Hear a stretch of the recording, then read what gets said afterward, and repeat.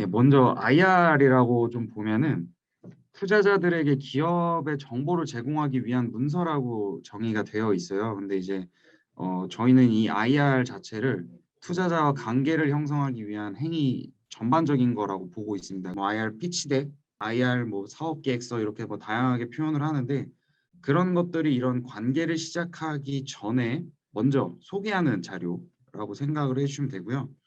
뒤에서 나올 내용들이 어떻게 하면은 피치덱을 통해서 투자들이 좀 더 관심 가질 만한 요소들로 어필을 할 수 있는지 위주로 좀 말씀을 드릴게요. 그리고 이 강의에 앞서서 앞으로 이 내용을 듣고 나서 참고하면 좋을 만한 것들인데 슬라이드 빈이랑 슬라이드 쉐어랑 Y 컴비네이터가 있어요. A라운드 준비할 때 어떤 부분들을 좀 준비하면 좋을지 이런 것들 미리 보시면 좋을 것 같아요. 먼저 구조를 좀 보도록 하겠습니다. 아까 슬라이드 빈 같은 데 들어가셔서 보시면은 다 보실 수 있어요. 그래서 에어비앤비랑 이런 피치덱들이 다 이런 기본적인 요소에 따른다. 문제점부터 시작하고 이제 마지막 페이지까지 가는 이런 일련의 과정인데 여기서 제가 노란색으로 오늘 표시해 둔 것이 오늘의 그 강의 플로우입니다. 그리고 이거는 스토리텔링의 예시입니다. 뭐 다들 이렇게 하고 계시겠지만 내용을 한번 참고해 보시고 이대로 한번 바꿔보시면 좋을 것 같아요. 한번 저희의 그 뼈대에 맞춰서 한번 더 각색을 한번 해보시면 좋을 것 같아요. 6가지 요소를 좀 보면은 이 3가지 피스를 항상 중요하게 생각을 하는데 초기 그리고 특히 프리 A 단계일수록 문제점과 해결책의 핏이 왜 정확히 맞냐? 우리가 어떤 시장에 대한 기회들을 보고 이런 것들을 준비를 했는데 우리가 시장에서 이런 반응들이 오더라.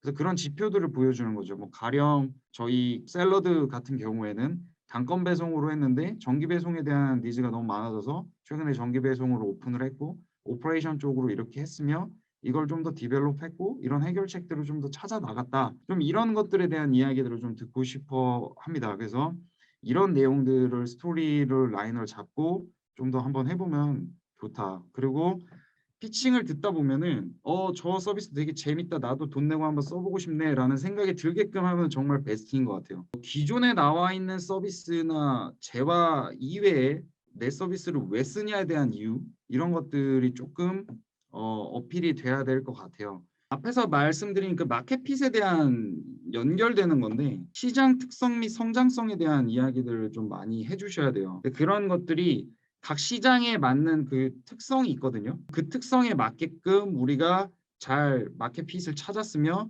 우리가 성장을 더 잘했다라든지 이런 지표들을 좀 보여주는 게 되게 중요합니다. 그래서 시장에 대한 이야기들을 충분히 많이 해주고 거기에 성장성과 우리의 프로덕트가 왜 핏이 맞아서 앞으로 더 폭발적으로 성장할 거다. 그런 내용들이 있어야지만 VC들도 현재 가치보다는 그 미래 가치를 보고 그 미래 가치를 땡겨서 기업 가치를 매기고 투자를 하겠죠. 이 시장이 지금은 열리지 않았으나 향후 시장이 왜 열릴 것이다라는 걸 충분히 설명을 해주셔야 돼요.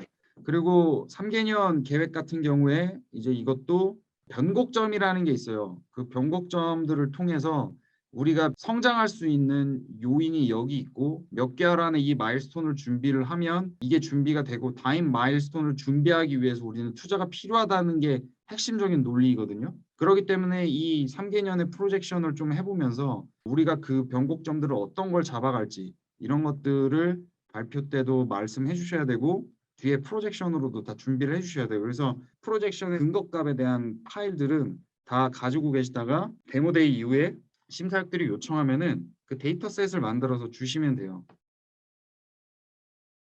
예, 이제 덱 만들기를 이제 들어갈 거예요. 장표별 글자 수는 50자 내외로 하는데 보통 글자 한 글자도 안 들어가는 경우도 있어요. 글자 안 넣으셔도 돼요. 그림만 넣으셔도 됩니다. 그리고 도시카 이미지 숫자 반드시 해주시고요. 불필요한 미사여구도 다 삭제하고 단어도 최대한 쉽게 만들어 주셔야 돼요. 특히 케미칼 같은 경우에는 전문 용어들이 너무 많기 때문에 그래서 이런 내용들에 대한 너무 어려운 단어들은 최대한 안 쓰시는 게 좋다.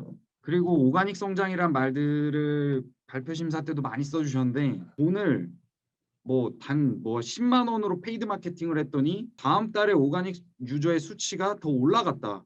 그리고 페이드 마케팅에 대한 로아스도 되게 퍼센트가 높았다라는 것들을 소액으로나마 테스트를 해보고 그 결과값이 좋다면은 그 결과값을 바탕으로 해가지고 우리한테 10억의 마케팅비를 줘라. 그럼 우리가 마케팅을 태워서 더 드라마틱하게 성장시키겠다라는 논리를 좋아합니다. 그래서 오가닉 성장이라는 수치를 웬만하면 안 쓰셨으면 좋겠어요, 저는. 그리고 고객 가치 제한을 하셔야 돼요. 정확히 얘기를 한다면 이제 고객들한테 어떤 가치를 줄 수 있는지에 대한 제한인 건데 육하 원칙 기준으로 한번 작성을 해보시면 좋을 것 같아요. 그리고 이미지를 직관적으로 설명할 수 있는 이미지를 넣어주시는 게 좋아요.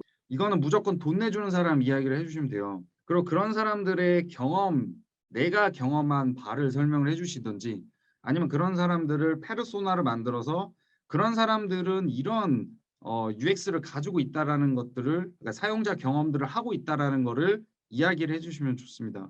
인베스터 덱 만들어가지고 투자자들한테 1대1로 피칭하는 것과 달라요. 그냥 쇼잉이에요, 이거는. 내가 진짜 스타트업 대표로서 정말 이런 멋있는 시장에서 멋있는 사람들과 멋있는 서비스를 만들고 있다라고 자랑하고 내려온다. 이렇게 생각을 해주시면 돼요. 간단하게 핵심만 이야기한다. 그래서 약간 스토리텔링을 통해서 쇼하듯이 이야기를 해줘야 된다. 그래서 문제점을 나타내는 사진과 통계에 근거한 수치 그리고 가독성 있는 그래프를 많이 보여주시는 게 좋아요. 근데 문제점을 너무 많이 이야기만 하면 안 돼요. 그러면은 오히려 시장의 매력도가 떨어집니다. 그래서 그 어떤 진짜 핵심적인 문제 한두 개를 우리가 해결하면 그 시장을 먹을 수 있다. 되게 본질적인 문제인 거죠. 그래서 그런 문제점을 딱 꼽아주고 그 다음에 뒤에 솔루션에서는 정확하게 말씀을 해주셔야 돼요. 이런 베네핏을 해결을 해줄 거다. 정확하게 문제점과 해결책에 1대1로 매칭이 돼야 됩니다. 그리고 고객 관점에서의 서비스 플로우가 필요해요. 왜냐하면 서비스를 전체적으로 봤는데도 저 서비스 이용하려면은 어떻게 이용해야 되지라는 게 머릿속에 잘 안 그려질 때가 있어요. 그럴 경우에 간단하게 서비스를 어떻게 사용하는지에 대해서 설명을 해주셔야 됩니다. 만약에 생산 공정이 필요하다 그러면은 생산을 어떻게 하는지, 만약에 소재면은 어떻게 소재를 원재료를 가공을 하고 이걸 최종 제품으로 만들어서 납품을 시키는지 이런 생산 과정들을 보여준다고 생각을 하시면 돼요. 사용자 경험들을 잘 제시를 하고 있는지 이런 것들을 얘기를 해주셔야 돼요. 해결책에서. 그래서 명확해야 됩니다. 우리 솔루션 썼던 사람들이 실제 이런 베네핏을 느꼈다. 1시간 걸리던 거 10분 만에 했다. 그동안 3만 원 내던 거 우리 거 통해서 10,000원으로 했다. 평균적인 지표와 나의 지표를 비교를 해서 우리가 더 우수하면은 자랑할 수 있는 거잖아요. 평균보다 높이 있는 거니까. 그러니까 그런 것들에 대한 값을 딱 조사를 하셔서 찾은 다음에 그런 것들을 설명을 해주셔야 됩니다. 그리고 이제 시장에 대한 내용인데 우리가 먹을 수 있는 시장이 한정적이에요. 이 피치덱을 통해서 시장을 이렇게 추정을 하다 보면 실제 우리가 나아가야 될 방향성이 이제 조금씩 보이실 수도 있어요. 이런 과정들을 거쳐서 실제 내가 시장을 고민하고 내가 바라보는 시장에 대해서 설명을 해주셔야 돼요. 내가 바라보는 시장에 대한 나의 포인트를 설명을 해주셔야 됩니다. 간단하게 설명을 드리면은 결국에는 우리 스타트업이라는 게 저런 캐즘을 뚫고 넘어서 메인스트림으로 안착시켜야 되는 거거든요. 그런 어떤 그 패러다임 시프트가 일어날 수 있게끔 하는 게 캐즘이거든요. 어떻게 시장을 바라보고 이 시장에 대한 캐즘이 무엇일까? 그게 언제쯤 해결될까? 그래서 왜 지금 이 비즈니스를 하느냐가 여기에 맞물리는 거예요. Why now? 왜 지금 이 비즈니스를 하는가? 시장에서 이런 것들을 설명을 많이 해주셔야 됩니다. 비즈니스 모델은 이해관계자형이랑 이제 수익 모델형이 있어요. 근데 이게 비즈니스 모델형인데 이런 식으로 발표할 때 안 하셨으면 좋겠고요. 이런 식으로 수익 모델형으로 시선이 Z로 가니까 Z 형태로 이렇게 배치를 해주시면 좋을 것 같고요. 수익 모델 구조도 한 달 평균 상점들이 배송비를 10만 원씩 쓰고 있는데 우리의 상점 수만 미친 듯이 많이 늘릴 거다. 상점 수 늘리는데 집중하겠다. 이런 식으로 수익 모델을 보여준 거고요. 이것도 이제 상품마다 가격이 다 다르기 때문에 가격을 다 보여줄 수 없어서 이런 뒤에 검수 과정들을 거치는데 품목별로 수수료를 다르게 책정해 가지고 수수료를 받고 있다. 그리고 가격 책정에 대한 내용 이렇게 설명해 주셨고 이런 식으로 수익 모델 보여주었습니다. 그래서 뭐 이런 트랙션 쪽은 기업마다 우리가 자랑해야 될 지표도 다 달라요. 특히 처음에는 모수 보여주는 게 가장 중요한 것 같아요. 왜냐하면 우리가 논문이나 뭐 이런 거 통계 돌릴 때도 사실 표본이 작으면은 통계값이 유의미하게 안 나오잖아요. 근데 데이터를 아무리 분석을 하더라도 모수가 없으면은 분석 하나 마냐예요. 사실 모수가 적으면 오류도 많이 발생할 수 있고. 그래서 최대한 초기에는 모수를 얼마나 많이 확보했다라는 걸 많이 보여주는 게 중요합니다.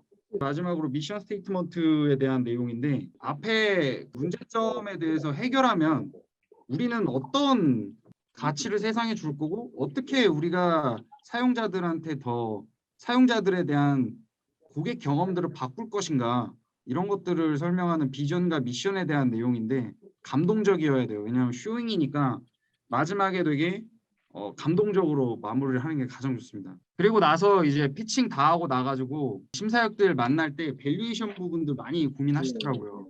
진짜 정답이 없습니다. 딱히 정답이 하나도 없어요. 조기 기업 어떻게 밸류에이션 매기겠습니까? 이 부분도 담당들이랑 밸류에이션 좀 다시 생각해 보시면 좋을 것 같아요. 네, 여기까지 강의 마무리하겠고요. 감사합니다. 고생하셨습니다.